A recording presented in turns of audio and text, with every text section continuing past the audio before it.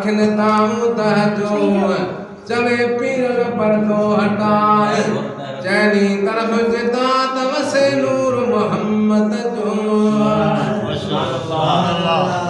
वो सजी दुनिया जो हुस्न जमाला ऐ सखावत में बकमाला सजी दुनिया जो हुस्न जमाला ऐ सखावत में बकमाला कदो साल पूरा झटपटिया आलो चंद्र जोड़िया जो घटवा आलो चंद्र जोड़िया जो घटया एनी सूह मगू बनवटिया आलो चंद्र जोड़िया जो घटया आलो चंद्र जोड़िया जो घटया सुभान अल्लाह ओ कन्या गुर जो जे इशारो जंड चीर जीवने प्यो सारो जंड चीर जीवने प्यो सारो सुभान अल्लाह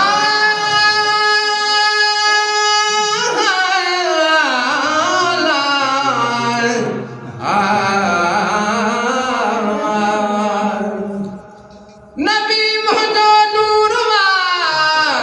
तू बशर बात न बके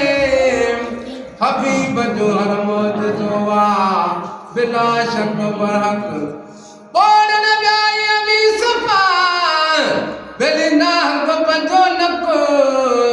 धक तोखे केड़ा हणा शल धणिया जो लगदी धक गुलाम नबी मिस्कीन तू ए ढरने गाल खेठको जन धन खादो अकु से माकी मौथा जानदार सुभान अल्लाह कन्या गुर जो जे इशारो चंड चीर जीवने प्यो सारो चंड चीर जीवने प्यो सारो कन्या गुर जो जे इशारो इहा गाल ॾिसो पई पटिया आलो चंद्र जो ॾींहं जो बि घटिया आलो चंद्र जो ॾींहं जो बि घटिया एॾी सूह महबूबन वटिया चंद्र जो ॾींहं जो बि घटिया ओ चंद्र जो ॾींहं जो बि घटिया ओते मुरखन रात थे रोशन अते नजर सुई कख पन ते मुरखन रात थे रोशन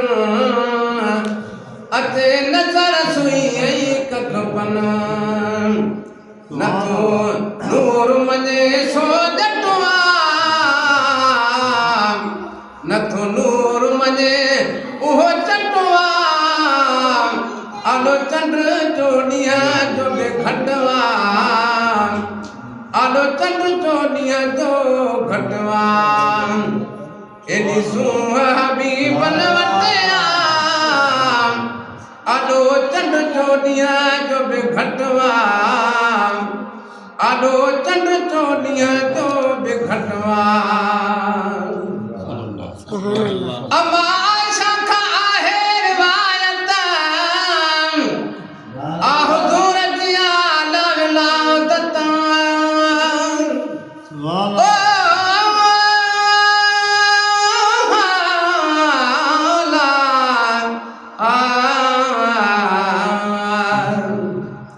जॾहिं जाओ मिठड़ो मोहम्मद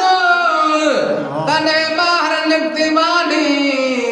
चयाई तयूं महबूब मूंखे ॾियो मत साढास साह सां सुभान जंहिंजे कुलनि ते बि लिखियल हुई नबूअत जी निशानी